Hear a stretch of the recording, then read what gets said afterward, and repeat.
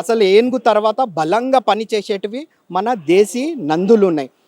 ఏవైతే పొలంలో దున్ననికి అది పనిచేస్తుంది, పొద్దుటి నుంచి రాత్రి వరకు కష్టపడుతుంది అది.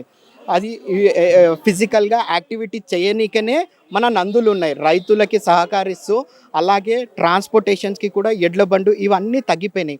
బావిలకి నీళ్ళు తీయనికి ఎడ్లను వాడుతుండే, పొలంలో నాగలు పెట్టి దున్ననికి ఎడ్లు వాడుతుండే, ట్రాన్స్పోర్టేషన్కి అవిటికి వాడుతుండే, గానుగ నూనె తీయనికి అవిటివి వాడుతుండే.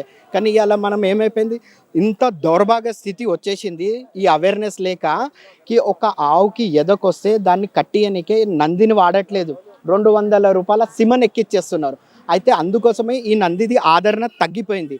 సృష్టిలో ఎక్కడన్నా ఒక దేవాలయం చూపెట్టండి, నంది లేనిది శివుడు ఎక్కడ లేడు.